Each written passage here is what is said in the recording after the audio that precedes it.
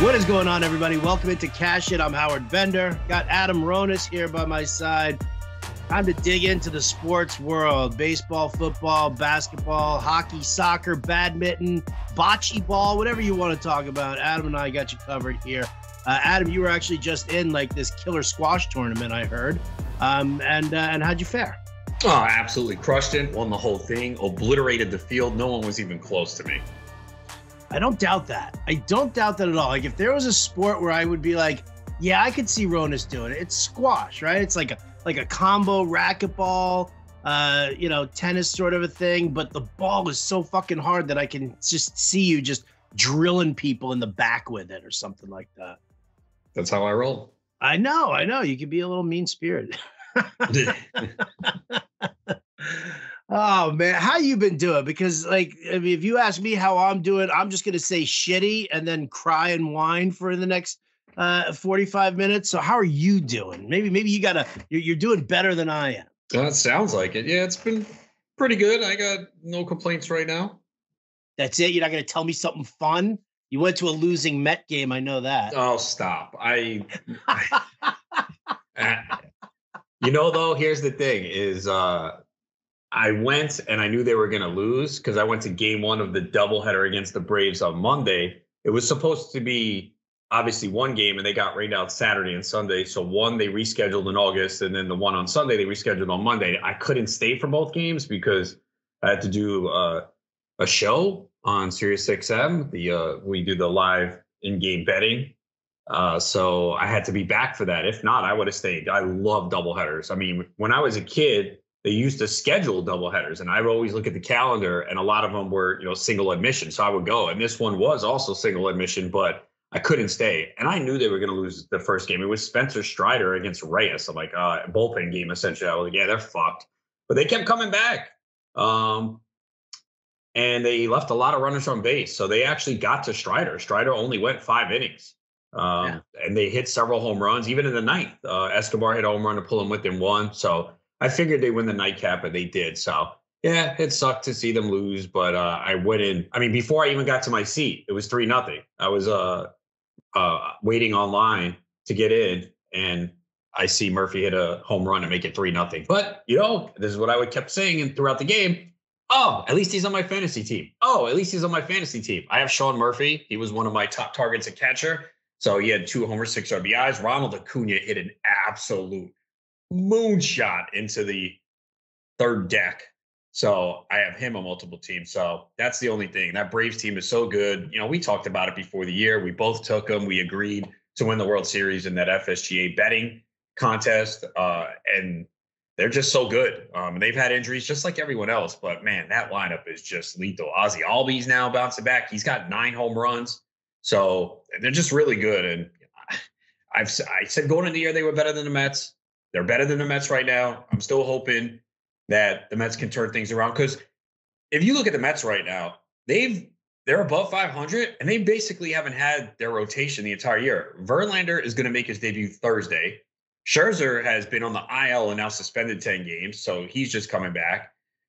I mean, not that Carrasco counting off for much, but he's hurt. He should be back next week. So right now, at this moment, Senga is the only guy that was in the rotation to start the year. I mean, they're throwing Joey Lucchesi and, McGill is okay. I'm fine with him. They had to send Peterson down because he was ineffective. So they've had a lot of issues with their pitching staff, and they've been able to stay afloat. And, yes, some of the opponents they played have been weak, but they've also played some good teams. But they have a nice stretch coming up here.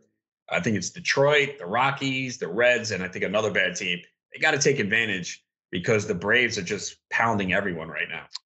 Yeah, they are. It's so funny that you mentioned that Escobar thing. You know why your Mets stayed in it as well as they did and gave you like an entertaining game? Why? Because I fucking bet the Braves on the run line that game. I bet the Braves. I bet the Braves screwed you. So here's Escobar screwed me. AJ Minter screwed me. He has not been good lately. All right, so here's what it is, and this is what is just driving me absolutely bonkers right now. It started last week. I think it was Monday, Tuesday, and Wednesday. We talked about this on the podcast last week. Monday, Tuesday, and Wednesday, the Rangers bullpen just blew up. against Cincinnati. 3 straight games. 3 straight games. I had a run line bet. I had a money line bet. I went back and I did another run line bet. And each time in the 8th inning or beyond, it fell apart for me. Then I went and I got, hot for like 3 days. And then all of a sudden it started to fall apart on me again. Sunday when the White Sox put 5 runs up on Jalen Beeks. What the fuck is Jalen Beeks still doing in the game at that point? Why are you letting him give up this many runs? So they end up giving away the game to the White Sox. I had the Rays on the run line in that bet. And then, boom, I had Braves on the run line against the Mets, and Escobar hits that one off of Minter. And then later on that night, I had the Yankees on the money line against the Guardians, and they put Domingo Germán out for the 9th inning, and then he ends up putting runners on. Then Clay Holmes can't get the runners out, and he ends up dealing with like the bases loaded and giving up runs. And then they bring in, Willie Peralta, and he fucking walks a run in. So I've had this just stretch where it's not a bad bet. It's a bad beat. Bullpens blowing up, and these bullpens should not have done that. Coming into that game, and the Rangers, their bullpen had like a 2 ERA for the season. They were hot. They were pitching well. They weren't overworked.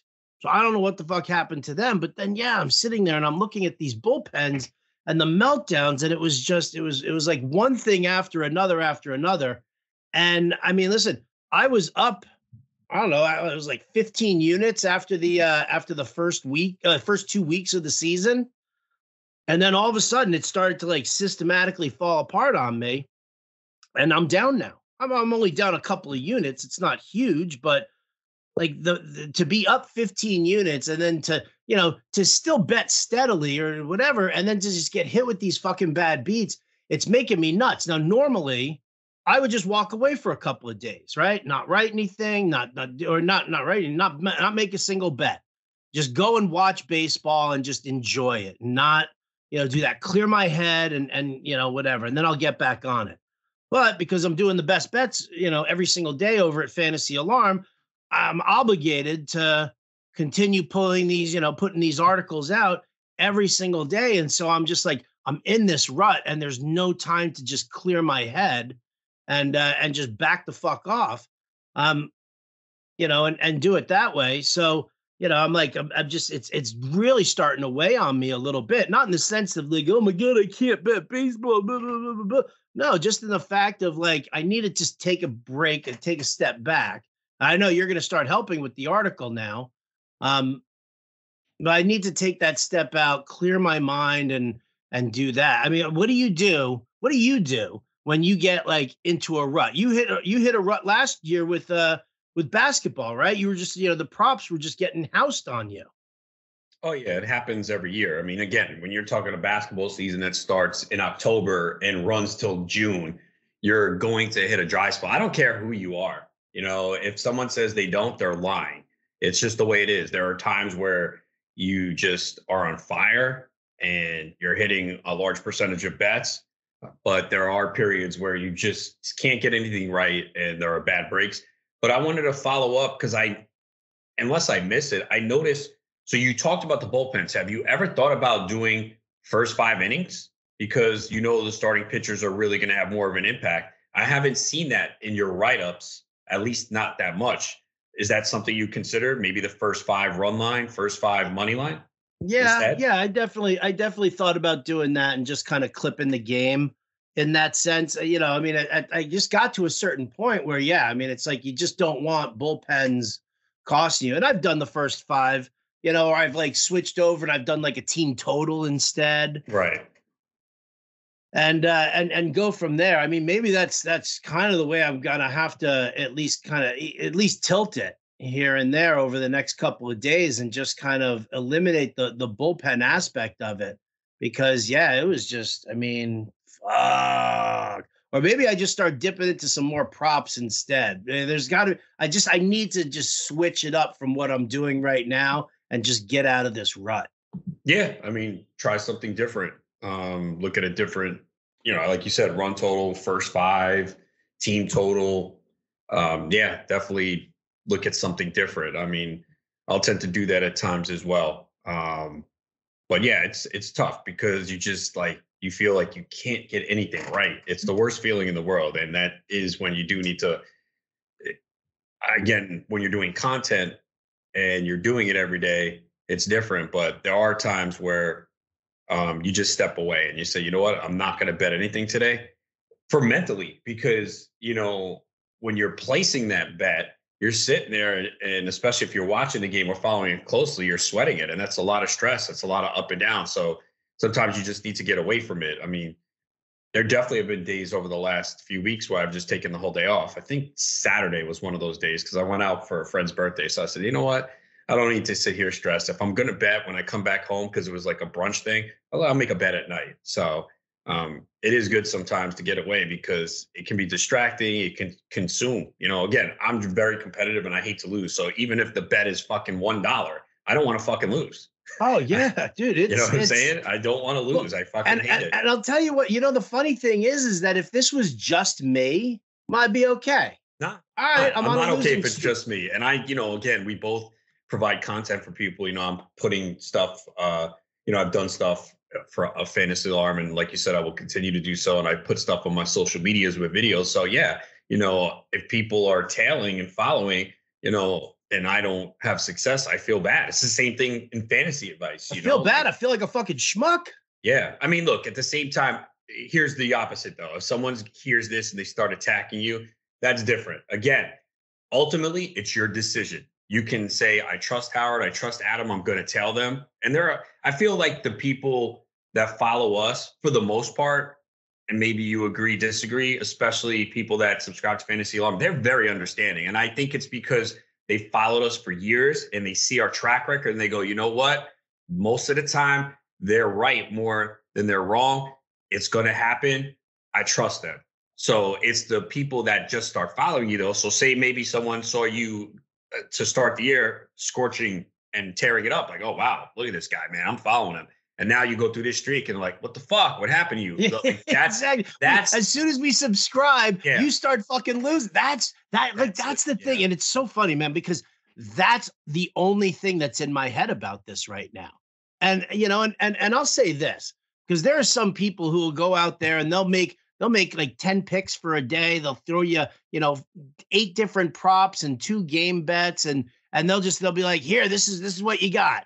Right. And I don't know if they're not playing it themselves or whatever. They walk away and that's it. And boom, it's like blank slate and they feel good. Me, I'm like drilling myself in the head because I feel like, I feel like I started off the season so hot that we probably did rope in a couple of subscriptions just based on, off of that. And I mean, listen, you're right. The Fantasy Alarm family is fucking amazing. Shout out to Glenn K, who wrote me about something completely different. But like the first line of his email was, dude, don't let these bets get to you. It'll come back around. It always does. So like I get that kind of, the encouragement from, this guy who's been, obviously with part of the family for an extended period of time. But yeah, it's like, it's the new people who come in. I mean, I'm not like one of those people. I try not to be one of those people who always wants to be liked by everybody, but fuck, man, like it's like driving me nuts that like any new subscribers who are coming in, are probably like, what the fuck is this? I totally got, rooked on this one here.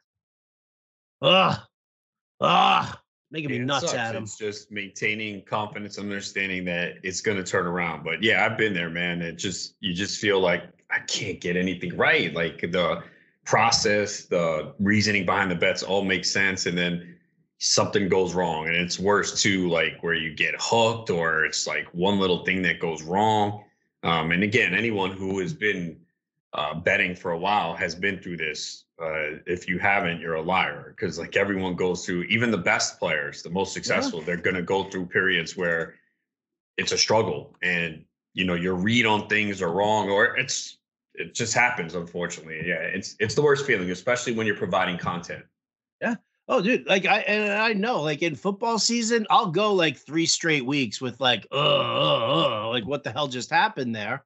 And then I'll get right back on it. And I know that that's the same case here with baseball. It's just like I said, it's just we're at that point, right? It's like the first first month of the season.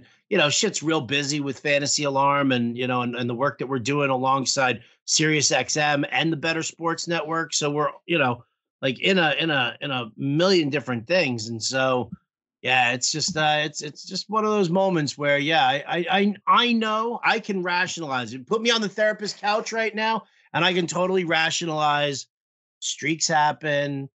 Go ahead, take your time, clear your mind, and you'll be okay. Like I know that for a fact, but it's still when you're like in that shit right then and there. Yeah, we'll just figure out what days you can you can give me for the best bets here. Like basketball season can't come to a close enough for crying out loud. Yeah, but we're still a month and a half away. Yeah, well, really I can't wait that month and a half. So I mean, geez, like the Knicks are off, and then 3 days. The Suns Nuggets are off 3 days. Like they're really spreading it out. At least hockey is dead to me now. I don't have to worry about the Stanley Cup anymore. Dude, that was just such a pathetic performance by the Rangers in Game 7. It was so bad. They were getting dominated from beginning to end. And the only reason why it stayed 1-0 for a little bit was because of Shesterkin. I mean, that was just an abysmal performance by the Rangers. I don't know if there's a more disappointing Game 7 that I can remember in my life for one of the teams I root for. I mean, that was just really bad. I mean, they could have lost that game 10-0. They should have lost that game 10-0. I mean, it was so bad. So you were on air with Fensty doing the Fantasy Alarm Bettercast show on Sirius XM. Shout that one out, you guys. 8 to 10 p.m. Eastern, right after me and Jim Bowden. So you get a 4-hour Fantasy Alarm block. That's just absolutely fucking phenomenal over on Sirius XM. So 6 to 8 p.m. Eastern is me and Jim Bowden. 8 to 10 p.m. Eastern, it's Adam and Justin Fensterman. And you guys were doing the you're doing all the basket. It was like a lot of basketball talk going on, but then you guys drifted into hockey and you guys went to the game. Like, I mean, like I had to turn off the broadcast because, Sirius XM has like that 3-minute delay. And so while you're sitting there, you're like, yeah, let's go to the game right now. You went to the game that happened like 3 minutes ago for me. So I couldn't listen and watch the game at the same time. It kind of threw me off in a little bit of a way, but so I turned that off. And then to be perfectly honest, I think it was the Rangers went down 2-0. And I was like, you know what? I'm just going to go help my fucking wife cook dinner right now. Like I can't be sitting here watching this. This is going to make me insane. I didn't even put any action on it. It was just emotion. I even sent you the text. I'm like, fucking Rangers are getting worked right now. I have like all these images in my head. Matto. And all I got was kicking the balls. We looked like shit. Yeah, it was really disappointing, man. Game 7. But they basically lost, I would say, games 3 and 4. I mean, you win 2 games in Jersey on the road, you go up 2-0, and then you don't even win a game at the Garden. I mean, I knew they were in trouble there once it got to 2-2. And then, obviously Devils take game 5 at home. Sure, great. Rangers play great at home. Game 6, sure. But that was just a real disappointing series. And I knew it was going to be tough. I know Jersey is good. I hate the setup for the NHL playoffs that they changed, where it's all in division for the first 2 rounds. It's so stupid because I mapped it out. And not that it would have been easier, but I think if they had done it the traditional way that they used to have, 1 versus 8, 2 versus 7, I think they would have played Toronto in the first round. Not that would have been easy. Toronto won their first round. But again, it's not excuses. I've been saying it since they instituted this format, but it was a tough first round. But no excuses. They gave it away in a sense. I don't know if they gave it. Devils were the better team through 7 games, but you're up 2-0. You win 2 games on the road, man, and you can't come back home and get 1. That's really what fucked them. Yeah, that was an outright disaster. Now I'm looking at like the NHL, and it's like, all right, so Toronto's the odds-on favorite. Okay, and they lost game 1 of the Panthers, who fucking beat the Bruins, bro. Bruins were up 3 games. Was Johnny Van Beesbrook in net? I don't think so. Shit, man. What the fuck? I mean, did you see that stat too? That now the best team in every sport, the best regular season ever, none of them have won a title. Oh yeah. Oh, the President's Trophy winners. Well, no, not even that. Well, yes, the President's Trophy has been a curse, but I'm saying in the four major sports. So the best, most wins all time was the Mariners. They didn't win a title. The Patriots were undefeated. They lost to the Giants. Now you have the Bruins this year. They had the best record, most points all time. They lost.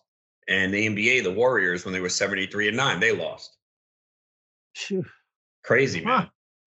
So you don't want that historic season. You want to be no, you don't. You want to sneak in as a wild card and get hot.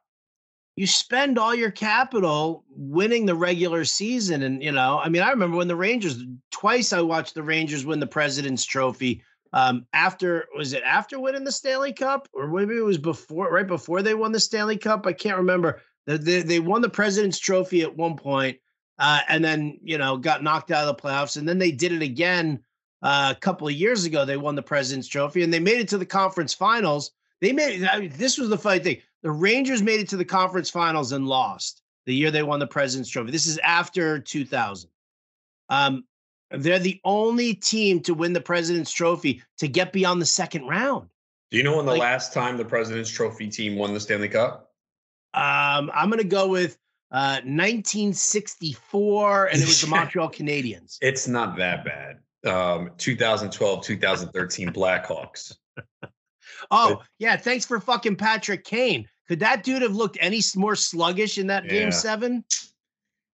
Oh man.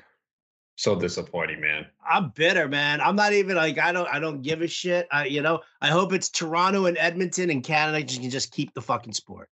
I don't even know who to root for now. I can tell you this: it ain't the Devils. No. It's never the Devils. I want them to get knocked out. I don't even know Toronto hasn't won in a long time, and they tend to choke every year, and they already lost game 1. I guess them. I mean, in the West, Seattle Kraken expansion team. Right. Well, there you go. It's going to be the Panthers against the Kraken. Imagine. Oh my God, hockey will get no ratings. I mean, look at these teams.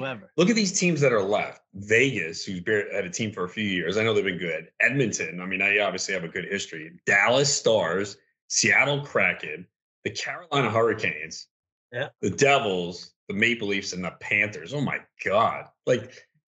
I guess the Maple Leafs and Edmonton have the richest history of these teams. Well, they've got the richest history, but they also have the marquee players. You got Austin Matthews on Toronto. You got Connor McDavid. For Edmonton. So, I'm, along with, what's his face? Can't I remember? Oh, Draisaitl. So, I mean, to me, it's like, okay, I'd rather see those two teams in there because I know that it's fast paced. I know they're big stars, around the league. Would that be the best? I mean, obviously the NHL doesn't do great ratings and I don't think any of these matchups will help, but that's got to be the most appealing, right? For the NHL, Toronto, Edmonton? Yeah, 100%. I guess because of the players. Yeah, but I guess it would lose the U.S. viewer unless you're a diehard hockey fan. I don't know how much Stanley Cup I'm going to watch. If it's Toronto, Edmonton, I'll watch all 7 games. Okay. So there you go.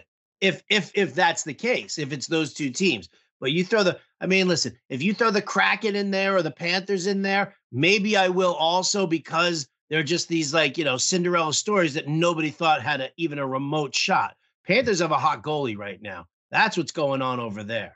That's crazy. 3-1, they were down to the Bruins and they won and won a game 7 on the road, man.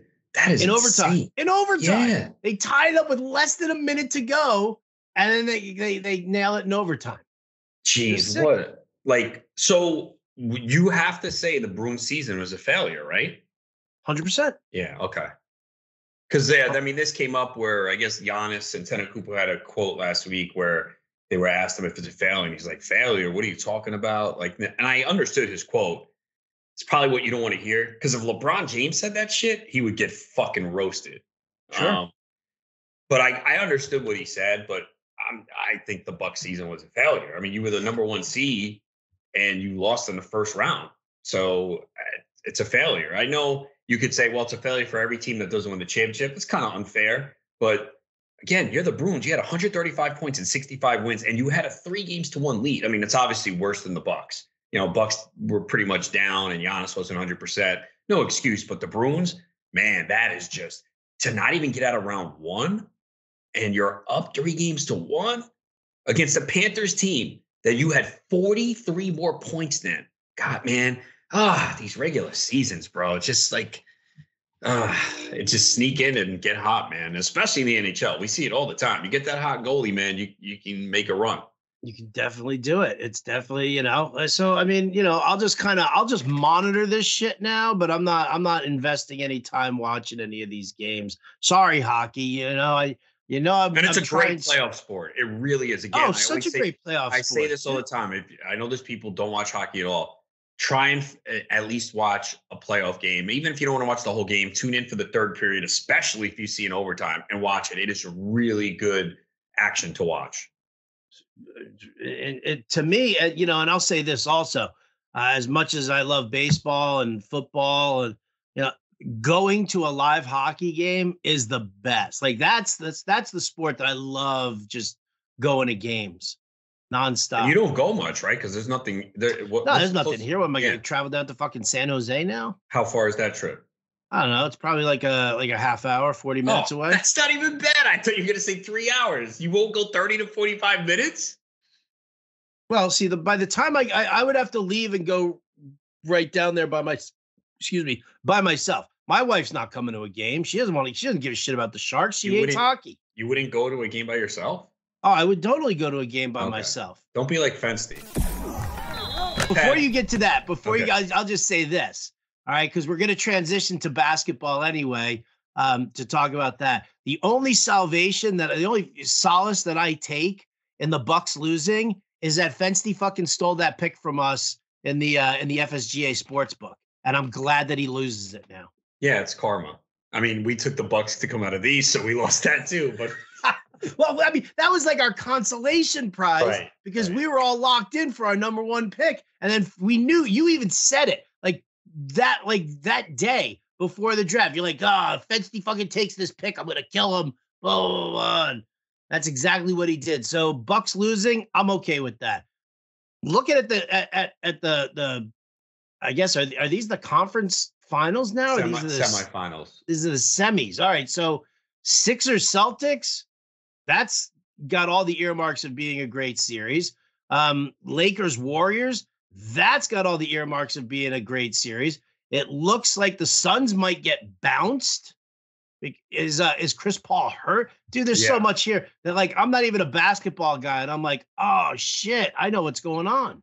Yeah, Chris Paul's hurt once again. It happens every year in the playoffs. He gets injured. So yeah, I think the Suns are in big trouble. The one thing that I think the schedule really helped them here, though, because they have 3 days off between game 2 and 3. So they get to go home. And this is what I said when the trade happened. I was very concerned about the depth of the Phoenix Suns. They have no bench, and it is a major problem. Now, your stars play more minutes in the postseason, but if you have to play long series and you have to exert those stars playing a lot, it can catch up to you as you go along. So right now, Booker and Durant have played the most minutes in the playoffs. Those guys, I think, is that game Friday? I think it's Friday. I'm telling you right now, Booker and Durant are going to play 44, 45 minutes. There's no doubt in my mind. And I think they probably win game 3 because of that. But if Chris Paul is going to be out, not that he is great anymore, he's still good, but now you have to go into your bench, which is giving you nothing. So I think they are in trouble. But you're right. The other 3 series, even Knicks Heat, Knicks had to win game 2. They were playing from behind most of the way, but they were able to pull it out. Jimmy Butler didn't play. Maybe Butler is back next game after that ankle injury, but that looks like a series that can go deep. Lakers Warriors is going to be phenomenal. Obviously, from a ratings perspective, Curry versus LeBron, and the Lakers were able to win game 1 on the road in Golden State, which I said it before the game. I said, look, if there's a game the Lakers could steal, it's game 1, because the Warriors had to go 7 games with the Kings. They just played Sunday, and then 2 days later, they had to come back and play game 1. And you figure there could be some tired legs. And the Lakers defense since the trade deadline has been one of the best, and they did a really good job on that late possession to double Curry, get the ball out of his hands. And Jordan Poole took a long three where he had time. I didn't like the shot. I think he could have dribbled up a little bit, maybe get a better look. There was time.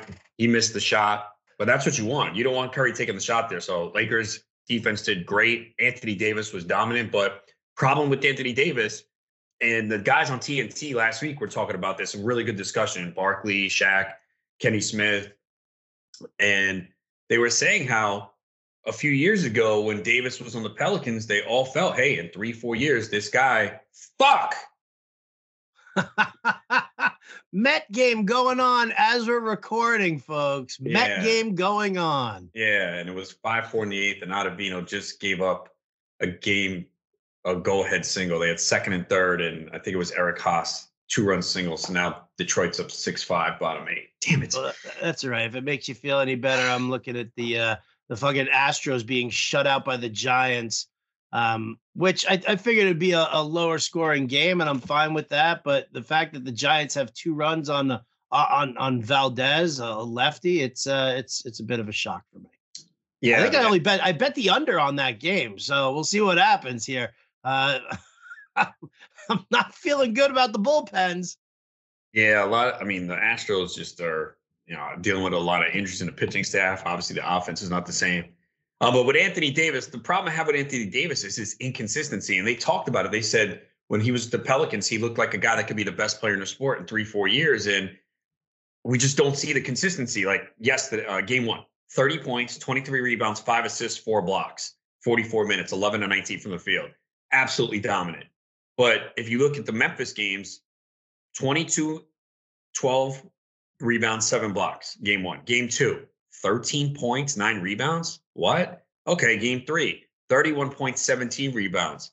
Game 4, 4 of 13 from the field, 12 points, 11 rebounds. Okay, game 5, 31 points, 19 rebounds.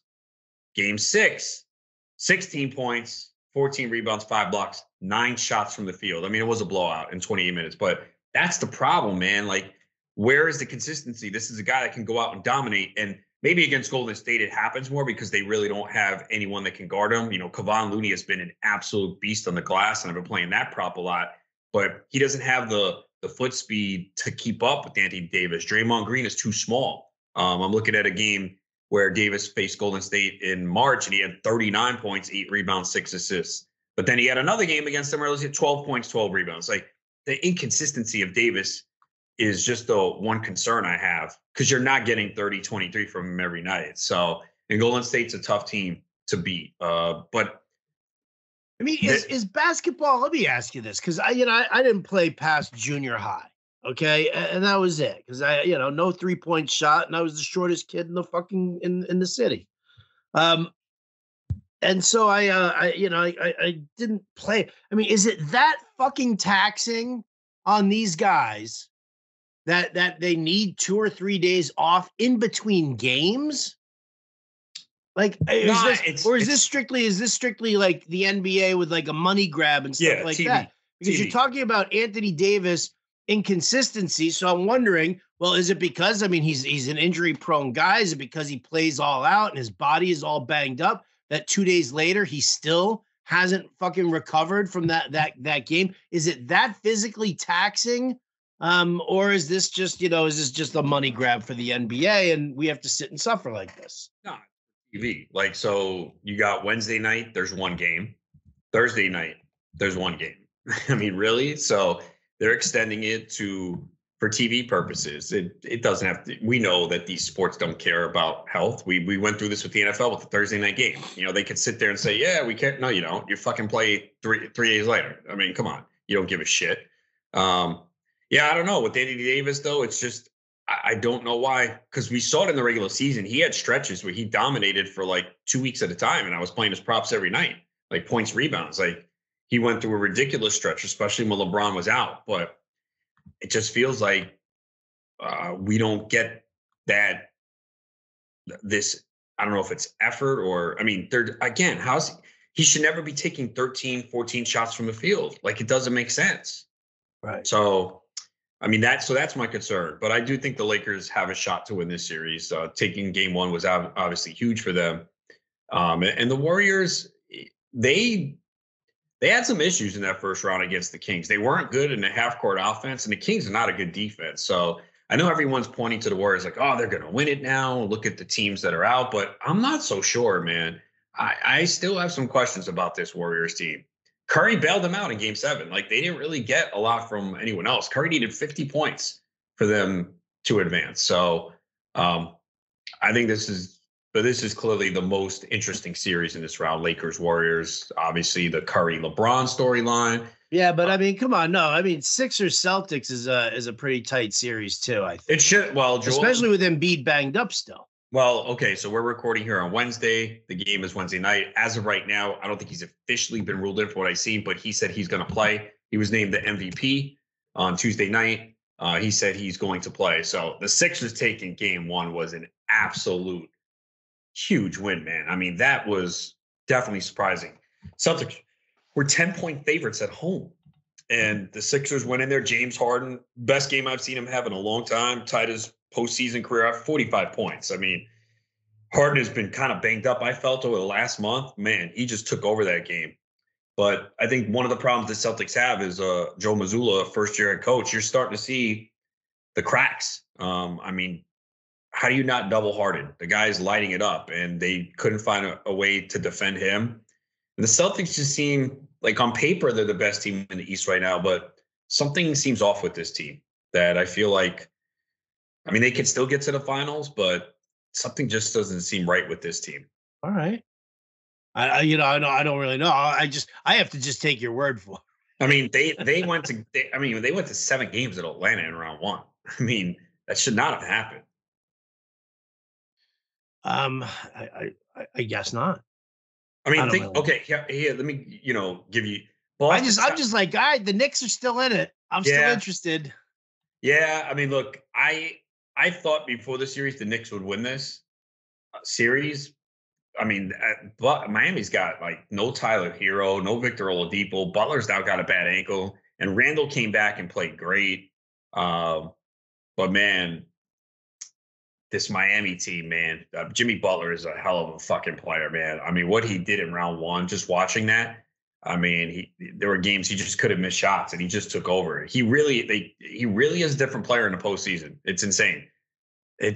He can take over games. So that's going to be a tough series. I really thought the Knicks were going to win as soon as I saw that matchup, but watching the way Miami has played and without Butler, they stayed in there. It's going to be tough. It's going to be tough. But look, there is hope. I can't believe I'm saying it, but there is a shot that the Knicks get to the finals, man. Yeah, I think there's a shot. Does Embiid need to be hurt for the conference semis? Well, if they had, now again, the regular season is different. The Knicks played Boston very well this year. Did they win the season series? They might have. I know they played them very well this year. So there's a shot where I would have said before the playoffs, nah, it's not going to happen. I think there's a small shot it happens.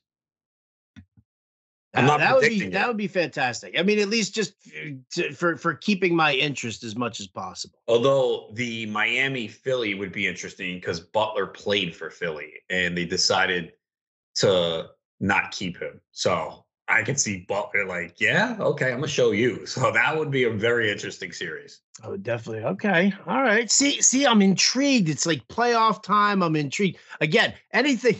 When was the last time you and I got this far into a podcast and we didn't actually speak about anything fantasy baseball or related, except for the fact of like how to get out of a betting slump? But that was more about being in a betting slump than it was really baseball. I just need to be distracted from baseball. Yeah, I understand that. You're a Yankees fan too, and they're struggling right now too. Oh my God, dude! They're bad, bro. Hey, remember what was it? I think it was like a couple weeks ago. I was like, "What a great fucking time to be a New York sports fan!" Blah blah. Now the Rangers are out. You got the Knicks who are in it, but I mean, we know that Jimmy Butler is a tall order. The Mets are, the Yankees are. I'm like, what the fuck, dude? Well, look, I'm not used to seeing a Yankees lineup being put out there like this. And I know Judge is hurt, Stan's hurt, but every fucking team has injuries, man. Every team. Like, I don't even know who's the healthiest team in baseball right now. I have no idea. Pittsburgh Pirates. They lost their best player, O'Neal Cruz. Oh yeah. And well, not that he's not great, but they lost JT Brubaker. Don't even Brubaker be here. All right, best team with the least amount of injuries. Let's see. Orioles Rays have injuries too. Yeah. Rays are dealing with injuries. And then Pete Fairbanks was put on the IL today. I think the Orioles haven't been dealing with like a world of injuries. I guess so. Yeah. Right. I can't think of any major injury they've had. No, me neither. No, everybody else. I'm like going through the teams and I'm looking through them all and I'm like, hurt. Yeah, this guy's hurt. This guy got hurt. This guy got hurt. Is this that moment here where we turn around and we say that, you know, there's more injuries today than any other year that we've ever done this? Yeah, I mean, we say it every year, but I did see a number that did show more injuries at this time in baseball compared to the last few years. So, but it just seems like it happens. I think it happens in every sport now. We're dealing with it in the NBA too. Like almost every NBA team has had a star, not a player, a star. Randall's missed games, Embiid's missed games. Oh, the Celtics really haven't had anyone sit out, right? Yeah. Denver hasn't either. But yeah, Butler's been out, but it feels like even Chris Paul's out now. So like every team has had like a star injury here in the playoff sit. But I think the thing that's intriguing about the NBA this year is we don't have a clear-cut favorite. You know, in years past, people would complain about the NBA. Oh, we know who's going to win the championship. It's going to be Golden State this year. It's going to be Cleveland with LeBron. Why am I going to watch? I can't even tell you who's going to win right now. I don't know. It could be the Celtics. It could be Denver. It could be the Warriors. Maybe it's the Lakers. Maybe Philly. I mean, it's not clear cut who's going to win right now. And I think that's what makes it interesting, because in the past, that would be the big complaint I heard from people about the NBA. Oh, we know who's going to win. It's a star-driven league. And it is a star-driven league, but fucking Mets lost. God damn it. And all I'm thinking about right now is you and I doing an entire podcast in those voices. The voice that you just did for somebody whining and complaining, and the voice that I usually do and say, I don't know what I'm going to do. I think we need to do a whole podcast with just those two fucking voices. Oh, man. Losing to the Tigers sucks. Dude. It's I mean, what you know? This was Scherzer's. Oh no, it was Lucchese today. Scherzer tonight. Yeah. That's what it is. Okay. You fucking threw Joey Lucchese at him. I mean, it's Joey Lucchese. Yeah, it's terrible. Joey Wentz. I mean, Javier Baez fucking. At least Joey Wentz is a decent prospect. Yeah, with a 6.67 ERA. I mean, they scored 5 runs off him. They didn't get a run off the bullpen. They let the bullpen throw 3 scoreless innings. That's where they lost it. Like, they should have tacked on more runs. I mean, Ottavino's got to shut it down in the 8th, but yeah, I mean, and Javier Baez, of course, hits his first home run. Revenge game against the Mets. Alex Lang with his 4th save. Here's the thing. So, talking some baseball now. I'm pretty sure the Mets are going to make the playoffs. Do you agree?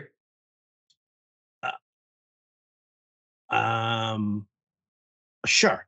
For the sake of the conversation. No, yes. Be honest. I mean, again, Verlander has yet to make his debut. Scherzer's missed most of the season. So you get those two back. Yes. Can they each get hurt again? Absolutely. But I was going to say, you want me to throw something at you here? Because this is actually kind of interesting. We've seen the issues obviously with Lance McCullers, but this year now, so Verlander got hurt. He started off on the IL. They just lost Luis Garcia to the IL and Jose Urquidy.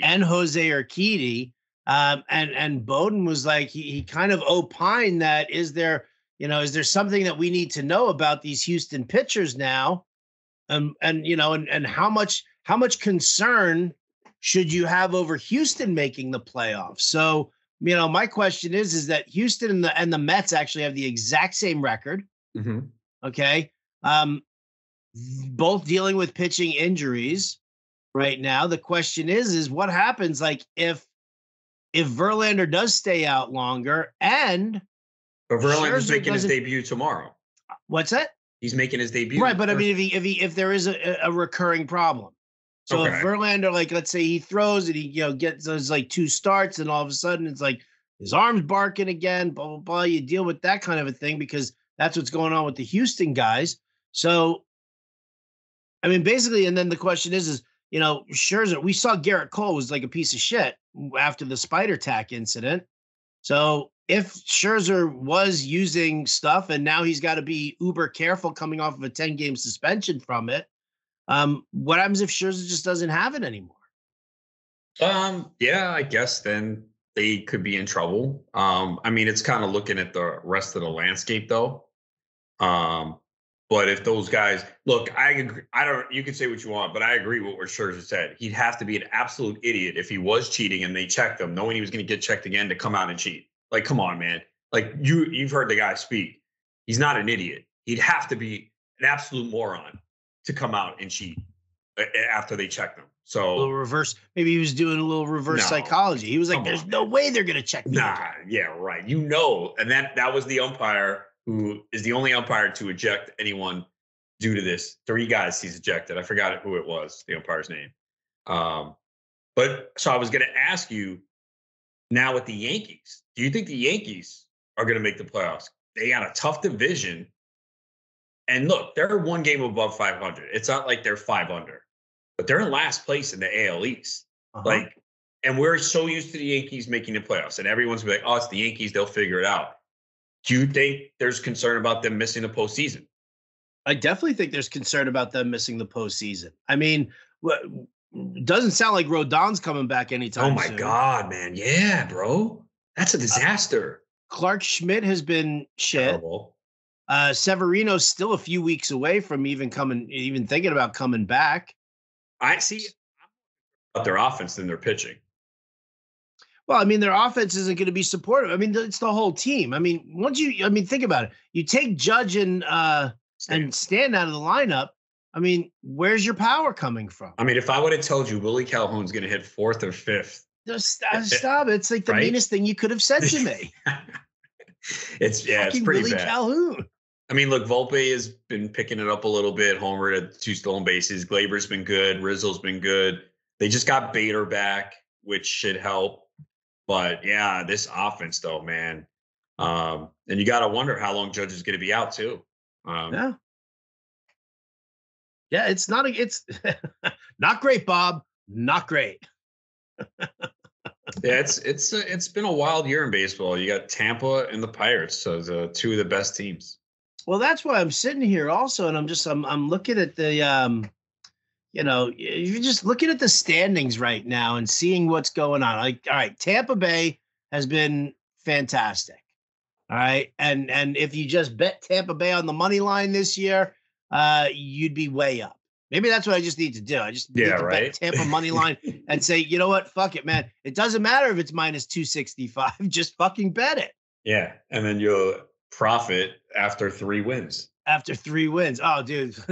I actually had a similar conversation with Corey Parson, actually, about this. He's like, yeah, no, man, you don't want to be Mr. 110, but for the same token, you don't want to be throwing parlays all over. I'm like, yes, I know. Thank you for pointing that out. But all right, so Rays, rock solid. And I definitely think also the books have definitely clamped down on and exposed the bottom feeders with the lines. I mean, the lines are just like a nightmare right now, or at least that's how I'm seeing it. So Rays, Orioles, and the Blue Jays, all 3 right there atop the American League East. I think, I mean, that's a very, very tall order. The Yankees have to leapfrog 2 of 3 in order to, No, you can get 4 teams in. Yeah, I know, but I mean, logistically, like when things start happening I here, don't know. because Okay. Again, you it think is very, everybody's coming out of the East for the playoffs, they except for the. actually, dude, they can, man, because look at the Central, okay? Twins are 17 and 13. The Guardians are 14 and 16. The White Sox are probably one of the most disappointing teams in baseball. And I don't know if it's going to get better. They're 9 and 21 with a minus 64 run differential. They won 2 in a row after losing 8 straight, but they're 9 and 21, man. So that I'd say the Central gets one team. And then the West comes down to, as we talked about, is Houston going to be able to turn this around? They'll get Altuve back soon, but still, Garcia or Urquidy out. Again, McCullers, okay, I'll believe it when I see it. Yeah, I'm not banking on that. And Texas is in first place, but DeGrom is out. So I don't know how they're doing it. They're plus 74. How the fuck are they winning like this? Who they beaten? Okay, they took 3-4 against the Yankees. They got swept by the Reds. Thank you. Thanks for bringing that up again. That's awesome. 2-3 against the A's, swept the Royals, took 2. Oh, they played the Royals numerous times. I don't know, man. I still think the Angels and the Mariners, who are sitting there at third and fourth in that division, I think both of those teams need to go on a surge. Yeah. And Mariners turn things have been around. Disappointing. I thought they would be better. Yeah. I mean, Julio Rodriguez has not been great. I know the home runs and steals have been there, but he's striking out a lot, and now he's dealing with a little bit of a back issue. He was scratched from the lineup on Tuesday. Robbie Ray's out for the year. They lost Andres Munoz in the bullpen. I mean, Castillo's been good. Gilbert gets pushed back like every day. He's always dealing with something. That's not a good sign. The kid Bryce Miller, who they called up, I know it was the A's, but he looked dominant in his debut on Tuesday. But yeah, they've been a disappointment. Although Jarrett Kelenic, holy shit, bro. Kid's on fire. Man, and they moved him up. He's been hitting 2 or 3. I only have him in one draft Champions League, man. The price tag got so high, but still, man. I know we talked about him earlier in one of these podcasts, and we both said, yeah, real deal. He's a prospect, high pedigree, and struggled early. We see it numerous times with these guys. Not everyone comes out and is Ronald Acuna, Juan Soto, Fernando Tatis. Kelenic is crushing it. He might be the best. I'm just doing this off the top. I know there's probably a couple other. He might be the best draft pick this year. He was going like round. Well, in the early DCs, he was going like round 18, 19, 20. He started to move up as we got close to the season in the competitive leagues to round 15, round 14. That's going to be a fucking absolute steal, man. That is definitely going to be an absolute steal. That's yeah. I mean, listen, those are the types of picks that make. I mean, listen, we talked about it, right? You talk about, post type sleepers, and this is like the perfect example. Except Joe Adele, he doesn't work out.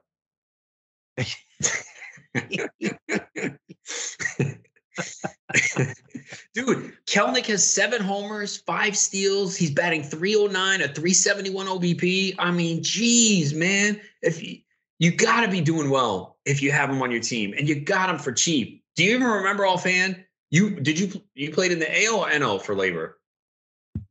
I was in the NL. Yeah, I'm sitting out this year. I'm trying to remember what he went for in the auctions. I mean, in a mono league, he probably went double digits, but in a mixed. Man, I wonder what he went for in my labor.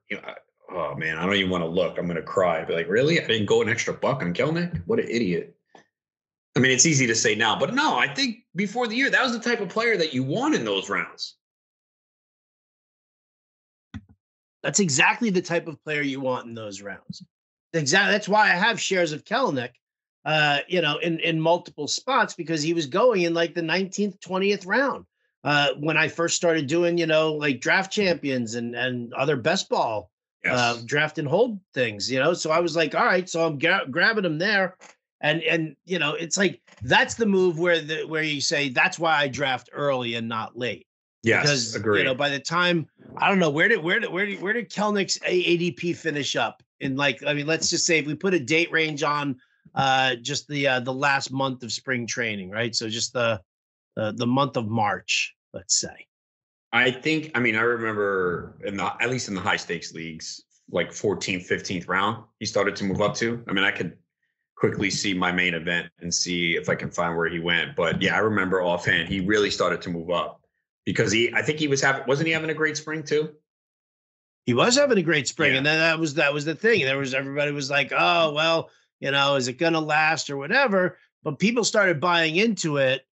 I mean, I talked about it with Bowden on air. I was like, "This is the exact type of pick that I want to make because, um, again, I'm all about the post hype sleeper. I'm all about once a guy struggles and everybody gets off of him.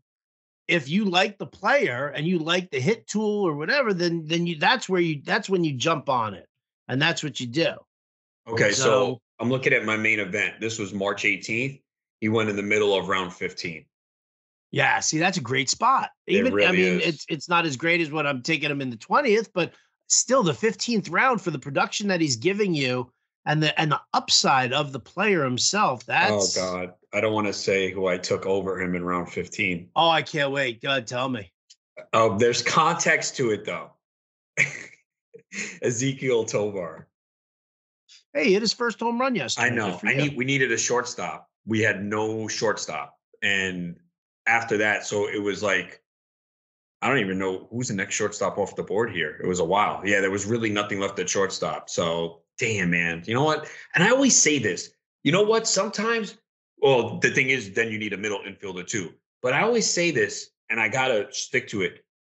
Don't fucking worry about one position, man. Just take the best players and you'll figure it out. There's always someone that comes on waivers. And I always say that because when I do draft sometimes with a partner, they'll be like, well, we really need a shortstop here. I'm like, you know what? Don't worry about it, man. Like, it's okay. It's a 15-team league. It's a competitive league. Damn, man. And at that point, only had 3 outfielders. Took Yoshida in round 13. That's been pretty good so far, though. But damn, man. Ugh. That's like Kelnick right now is a league-winning pick. Yeah. Yeah. Let me see where he went in the. Say that. I'm going to see where. I want to see where he went in my Great Fantasy Baseball Invitational because remember that was a few weeks earlier. I guarantee you it's probably 19 or 20. Where is it? Kelnick. Yep, round 19. Last pick of round 19. And this is a great example. The earlier you draft, yes, you're going to get screwed by an injury, a guy get hurt in the preseason or training camp, but that's 4 rounds of difference. And I'm sure if we went back and looked at some of the earlier draft champions, it was round 2021. So that's the advantage because spring didn't start yet. They probably did because this draft started February 27th. Spring started like a few days later. So maybe there were a few games people saw him, but yeah, that's got to be one of the best picks right now in fantasy. Yeah, I would say that. I would rank that up there. Yeah, you know what? Usually at this point in time, I would look to actually kind of make that assessment, like go back and look. I haven't had the opportunity or the time to do that, but I'm curious to see right now, like who would be the the best spots, or I guess the best the biggest value. Who's giving you the biggest value so far? Well, I mean, obviously there's guys you picked up off waivers, but a lot of it's when did you pick them up off waivers? Like Jake Sawinski has been really good, power and speed. The other guy, Jorge Mateo, and he went in the TGFBI round 18. So there's probably a lot of good guys off waivers too. Yeah. Because I noticed. I mean, there's always guys off of waivers. Like waivers is a different story. It's a different animal. I mean, like who is like, who was that? Who's that Jared Kelnick? I mean, right now it's Jared Kelnick. Best value, best value pick that people have made right now. I'm sure that there's like maybe a reliever or somebody late who also went that might be included in that. You know what's crazy? A lot of the top relievers have performed well. We haven't really got like that big saves guy off the waiver wire yet.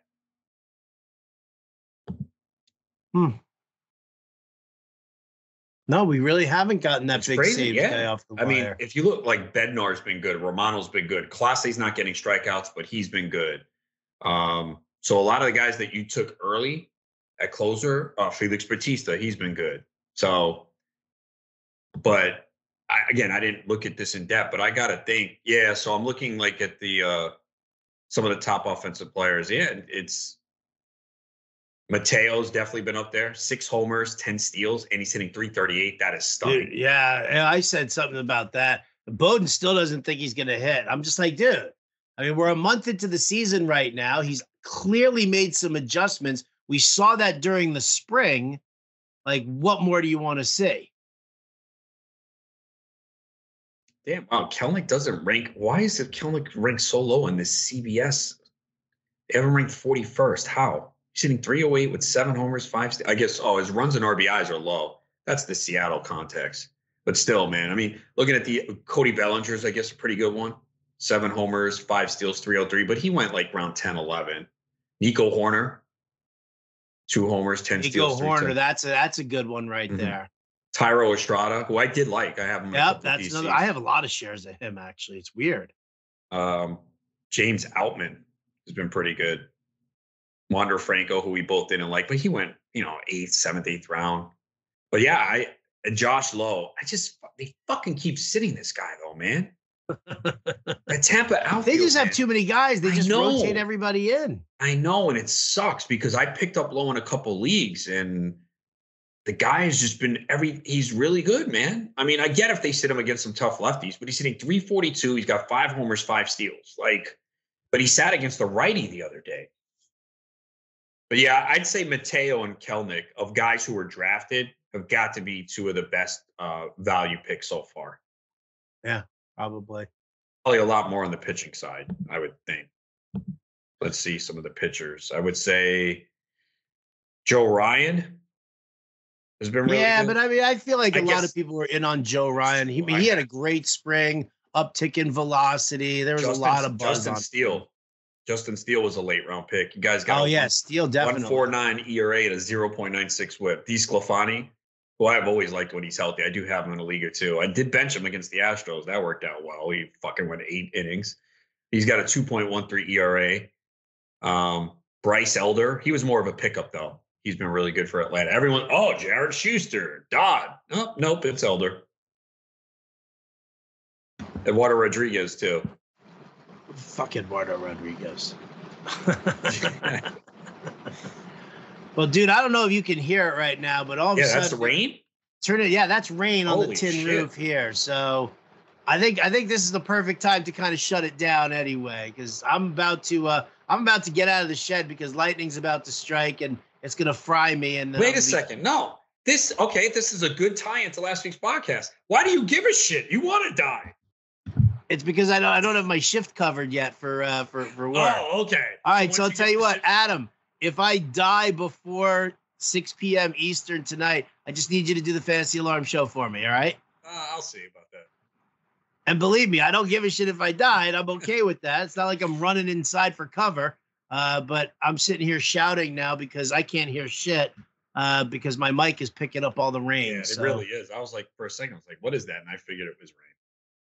Here, listen. See, and that was the mic off for just a split second. Yeah, man. Yeah, that's pretty heavy shit. Well, I've dealt enough of that shit in fucking New York the last few days, so. Well, then I think this is the